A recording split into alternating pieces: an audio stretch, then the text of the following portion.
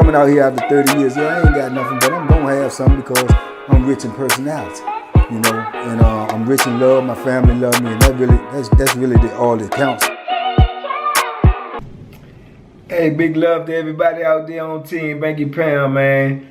Appreciate y'all, man. Love y'all, man. I especially appreciate all this love y'all been showing me for these 33 years of prison stories, man. Just getting started, man. Like I say, we got 33 years of prison stories. So I appreciate all the feedback, man, all the comments, all the people giving me love, man, and asking about different people, I guess, in their area, where they from, you know. So I try to put the area that they from, you know, somewhere in the title or something to give y'all a heads up to let y'all know in case it's y'all city. If it's y'all city, stand up, you know, your hood or whatever. So this one right here, man, I seen, like I say, it's so many stories in my head and so many people and characters that I done ran across. And I do have a great memory, but when I heard something, sometimes it triggers some more memories in me and make me remember stuff that I may have forgotten. So I got in the comments, somebody said, a couple of people like, you know anybody from Newport News? So Newport News, stand up Newport News. So I was like, oh man, that's crazy. Because one of my first partners, man, you know, dudes that I was super cool with, happened to be from Newport News, man. Stand up, man, big bad Chuck, man. Chucky, man, AKA, man, Chucky Powell, man, James Powell, Newport News. Anybody that's from Newport News, especially you from out there and you in them hoods and everything, y'all know about Chuck, man. And let me tell you something, man. Chuck was an animal, man. Chuck was an animal in that prison, man. Dudes was terrified of Chuck. Man, Chuck had his own, he held his own, man. He carried it rough and rugged. I think, if I remember correctly, man, Chuck did something like this before the new law too. Chuck did something like 16 and a half on an 18-year bit. And if you know anything about doing time, that just tell you right there, man, he was going super hard. He won't playing around, he won't playing no games. You know what I'm saying? He was a head buster, you know, and that's how his reputation was. That's how it was when I first met him. And the crazy part about it is, when I first met him, I was like super young too, man. I'm trying to think now, man. I was definitely under 25, you know. So I was young, man, and fresh in my sentence and everything. So hadn't really, you know, got myself, you know, in a position where I needed to be. I was still living foolish, you know, living reckless, you know, living, trying to adapt to the penitentiary life. So, you know, like, you know, when in Rome, act like Romans. So I was in there, you know, wilding out, you know, fighting and, you know, gambling and doing all the other foolishness that goes along with prison. So I can remember, man, when I got on the institution, I used to hear his name a lot, you know, yeah, Chucky, man, woo, somebody get the arguing, dude, yeah, man, dude try to get Chucky to squash it, or, oh yeah, Chuck. I just, you know, who the heck is this Chucky, man? You know, I just kept hearing his name, and the dudes was saying like, you know, yeah, it's a dude, man, he from Tidewater, man, from Newport News, man, Chuck a thorough dude, man, you know what I'm saying? He just like well known on the compound. He put that work in, he'll fight, he'll use that knife, he'll do whatever, you know what I'm saying? He just a real dude, a go hard brother, right? So I was like, oh yeah, but I had still never seen him. So I'm on the compound, but I'm on one end, he on the other end. But like I say, his name is always ringing. I'm always hearing his name. So I stayed there in the end that I'm at for a couple of months. And eventually, I had got into an altercation with a dude, you know, had to, you know, put the mitts on him a little bit, you know. So I go to the hole. So when I go to the hole and I get out, they move me to the other end, where he at. So I get moved down there, not only to where he at, I get moved in his block, right? But that's unknown to me. I don't know that. So when I go in the block, as I remind y'all, like I say, back then, I'm you know, I ain't living right, you know, I'm living crazy and reckless. So when I go in, I had already developed a gambling habit, man. It was, I guess you could say habit /3. I got a thrill from playing, you know, and it was a habit, but, excuse me, very dangerous habit to have in prison. Very dangerous habit to have in prison because, like I say, you probably can narrow, violence and fights down in prison.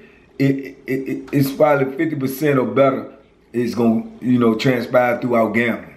You know, some type of debt being owed, somebody playing with somebody's money or something like that. That's what it's going to come down to most of the time. So a lot of percentages of the fights and the violence in prison break out because of some type of gambling debt. So it's a very dangerous thing to get into. I don't recommend it. But at the time, like I say, I'm new, I'm green, and I got an old rack of time. So I'm just thinking about surviving in here and occupying my time where I didn't feel as bored to death or feel like I was, you know, in outer space or something. So yeah, I had picked up the little gambling Jones and I was gambling. So when I come in the block, they moved me in the cell with a dude named Cook, right? I knew Cook. Cook was in receiving with me. He was from Tidewater too. Shout out Cook. But he was in receiving with me. But now, Cook used to play basketball and everything in South End receiving with me. Could ball real good, kind of tall, lanky guy. And, you know, he was a cool dude. But this is a couple of years later. And when I run into him now and they move in the cell with him, Cook is went straight, you know, religious. You know, he done turned into a Christian. He done gave his life to the Lord. That's all he talk about is you know Christian stuff and everything like that. So he was glad to see me come in the cell because he knew me, and, you know, from like I say, from receiving, and he knew I wasn't no bad dude, and he knew I wasn't gonna come in there, you know, and mess up anything he had going on or bother him about what he was trying to do with his life, you know. So I move in there with him, man. But look, this is the thing is, as soon as I go in there with him, when I come in the pod, I see the dudes over there gambling, right? So they're over there gambling, they playing poker. You know, that's mostly the game of choice in prison. So they playing poker. So I see them over there playing, man. It's about 4 dudes in the game. So I automatically want to play. I just came in, man. I don't even give myself enough time to get settled in, man. I put all my boxes and everything down there and set my stuff up on the bed. I holler at Cook for a minute. I go straight out there, man, and watch the game for a few minutes and see what's going on, see what type of money's being bet, what's happening, and man, sure enough, I go jump in the game. I said, man, let me get some money, man. So I get some money, I get in the game. Now, in retrospect, looking back, I can see all, you know, what the play is. But back then, I was so young, so green. Normally, when somebody new come in the block and they go get in the game, then everybody trying to get him. Everybody just trying to win his money. So the whole game is focused on me, trying to beat me because I'm the new dude in the block. They ain't worried about trying to beat each other right now no more because they got fresh blood in the shark tank. So, man, I'm playing, and everybody betting against me. I'm losing. Man, so I get to losing, man, back to back. So I'm getting irritated, I'm getting mad, you know, so in comes the larceny, you know. So it's almost count time now, so when it comes almost count time, everybody gotta divvy up their chips and everything, and then you go get your money, you settle up, you pay what you owe. So, man, I'm down a good amount, man. I can't remember what it was, but I know it was a decent amount. But I also knew in my mind, I said, I ain't gonna pay it all, you know what I'm saying? The larceny, you know, I'm like, I ain't paying all this. So I remember whatever it was, man, I gave up a portion of it. You know, maybe it was like 3-4 cartons of cigarettes at the time, which was a lot of money in prison. And I gave him like, you know, maybe 15, a carton and a half. And he was like, it was a dude who was running the game, his name was Block. And Block Square, they called him Block Square. And he was a dude that had been down for like almost 30 years, you know. So he was an old head, what we call an old head. And I used to look at them dudes back then, it's like, these dudes like, you know, they like kryptonite, man. How could you do 30 years, man? And, you know, it just was amazing to me back then. Little do I know I would end up doing the same thing, but to me back then, that just was amazing that they could do that much time and still be coherent and had a sense with all of this chaos that I was seeing. It just was just almost an impossibility in my thought process at the time. So I used to always be in awe when I seen dudes like that. But So when he come to get the money and I give him what I give him, he was like, hey, yo, I mean, where the rest of it at? I said, man, that's all I got right now. I'm gonna have to give you the rest on the back end, man. I get you one. He was like, nah, young blood, you can't do that, man. No, you can't do that. You just came in here, man. You don't even know me, man. And you gonna come get in my game and you ain't got the money. So I'm like, look, bro, I just told you I gave you something. It ain't like I ain't give you nothing. I gave you something. I'm gonna give you the rest when I get it. He was like, no, it don't go like that, man. You gotta give me all that money. So now I get on the defensive. You know, I'm young, I'm a hothead, definitely can fight. So I don't want to really, you know, do nothing to the cat. He kind of older to me, which wasn't old at the time, but to me he was kind of older because I'm looking at him, you know what I'm saying? He like in his 50s, you know what I'm saying? Which I am now, so I don't consider myself old, but I looked at him back then like, man, this old. I'm like, look, bro, let's go ahead and get away from my door, man. I give you the rest of it when I give it to you, man. That's simple as that. He was like, oh, okay. Okay. He said, man, you a tough guy. He said, let me tell you something, man. I've been locked up almost 30 years and give me his spiel. I don't play that, man. You better ask somebody about me. I don't play that, man. Then this ain't just my game, man. This is my partner game, too. I'm holding it down for him because he at work. But, man, dude gonna come get that money, man. I'm telling you, I said, well, whoever it is, you can send him to get it. Come on, get it. You know what I'm saying? I said, you know, you keep talking. I'm gonna take that back. I ain't gonna give you nothing. He was like, okay, you got it, young blood. You got it. He rolled out, right? So I'm sitting up in this zone like, oh, man. So when I go in the cell, Cook is my celly, man. Cook like, oh, Banky, man, what you doing, man? What you doing? You just got here, man. Don't do that, man. Don't do that. He was like, man, what you owe, man? Let's pay that, man. You don't want no problems, man. You don't want no trouble. I'm like, man, Cook, I ain't paying nothing, man. Everything all right, man. Don't worry about it. Hey, we gonna be all right. He was like, no, man, no.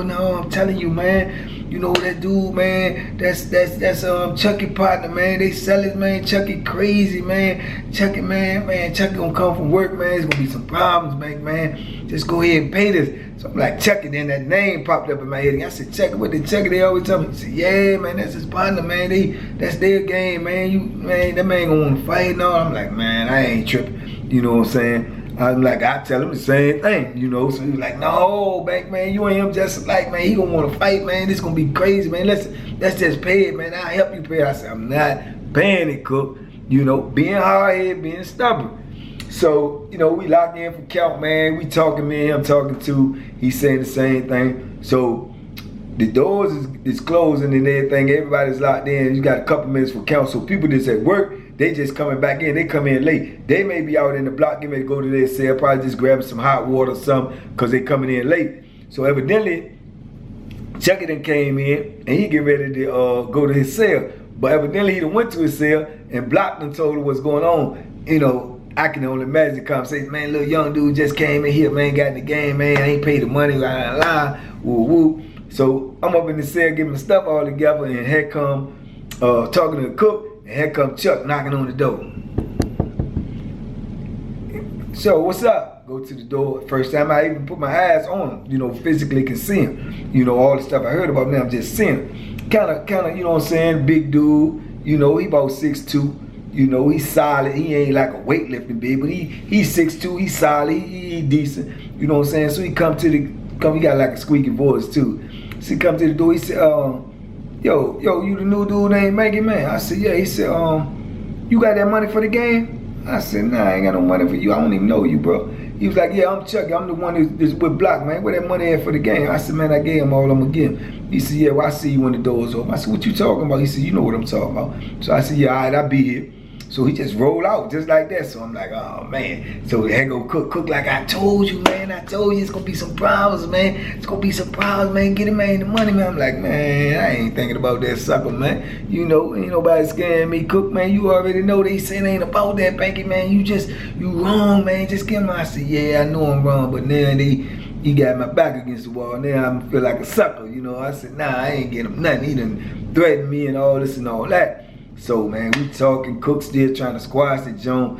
You know, we go through the count clear, door open. I'm ready for war. Only thing I ain't ready for, because I'm green, and I could have, you know, lesson is, you know, I could have lost my life to you little youngins out here listening. Could have lost my life, because he could have came to my cell with that knife or something, and I wasn't prepared for that, because I'm still thinking like, you know, he talking like he can whoop me. I'm like, I ain't worrying about nobody whooping me. I don't care how big they is, as long as they attack me. straight from the front, I feel like, you know, I can handle myself. But I could have lost my life because, you know, I've seen that happen, you know, since then. People get called to the cell, they come in the cell, dude pull that thing out, and, you know, people lose their life, lose eyes, you know, get, you know, kidneys, everything. So I have seen that, but at that time I wasn't thinking like that. I'm thinking he think he a tough guy. I think I'm a tough guy. You know what I'm saying? So Count Clear showing up, man. He was at my door, man, lickety split.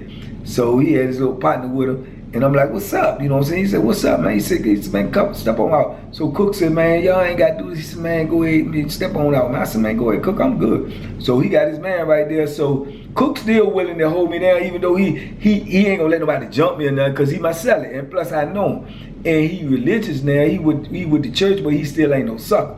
So he's like, man, y'all ain't, he's like, no. He said, me, I'm going in. He said, man, this is my man. He gonna hold the door down. So I'm like, all right, so I go in the cell. I get to the back of the cell.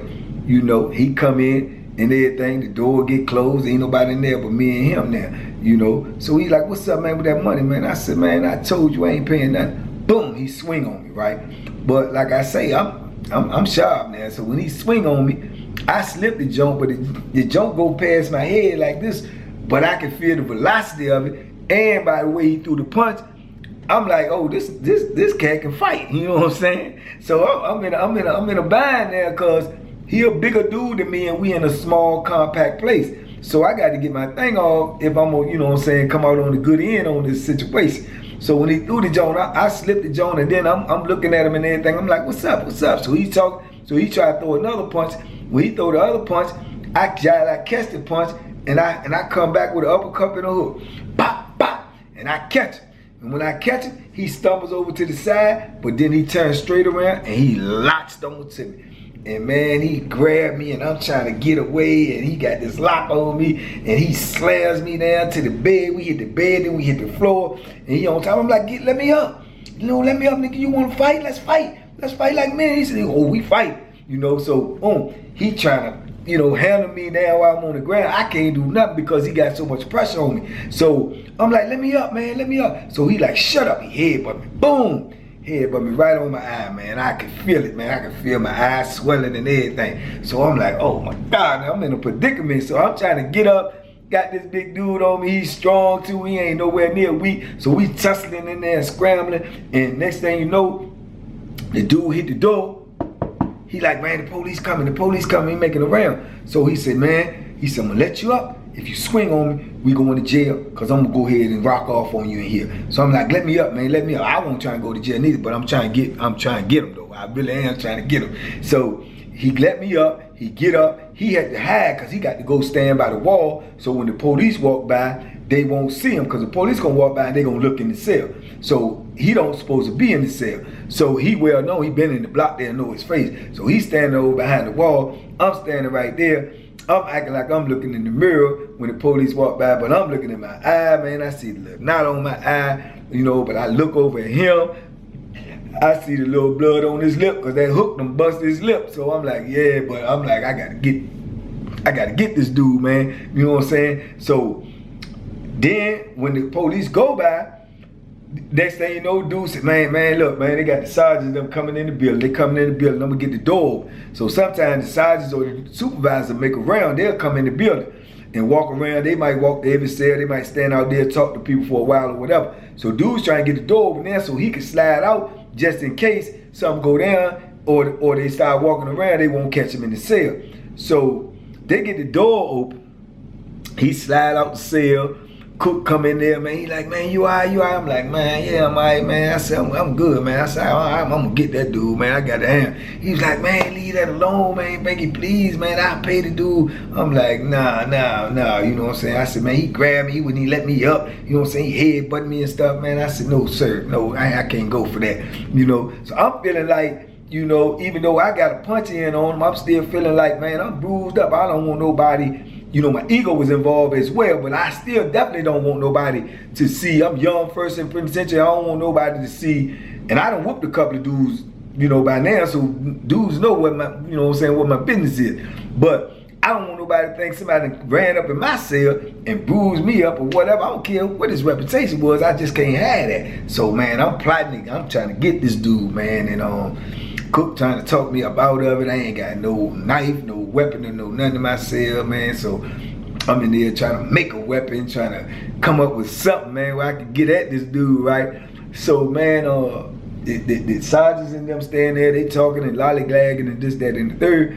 So they get ready to have rec. They get ready to call rec call for people to go outside. So I'm out there standing out in front of my cell, man. I'm just posted up and I'm like, you know, I'm mean mugging. I'm mad as I don't know what. So he come walking over there. So I'm like, I know this cat ain't coming over here trying to fight in front of the police and nothing like that. So he come walking over there. He said, look, man, they get me to call rec, man. Come on, walk outside, man. Me and you need to talk. I want to talk to you on the yard. So I'm like, oh yeah. He said, yeah. So he said, come on outside, man. Ain't no beef. Just come on out there. I need to talk to you. But in my mind, I'm thinking he trying to play me. You know what I'm saying? He might try to get me outside and get his boys and everything and do me dirty. You know, that's what I'm thinking. I'm paranoid as I don't know what now. You know, I ain't been in this type of situation. So I'm like, yeah, I'm coming out. So I'm saying that because of my ego too. My ego is like, oh, I told him to come outside. He ain't come. That's how my young ego is thinking. Yeah, he's scared. I just went in the cell on there. He's scared to come outside. So I'm go outside. You know what I'm saying? And I go in there, get myself together. I'm looking around for anything, man, for that I can use as a weapon. So what I do, I see my celly got like 2 locks, you know, padlocks. Man, he got them Jones laid on the counter. I picked them Jones up and put them through a sock and closed them and locked them and twisted it up and stuffed it in my pants. Pulled my little shirt down, get myself together.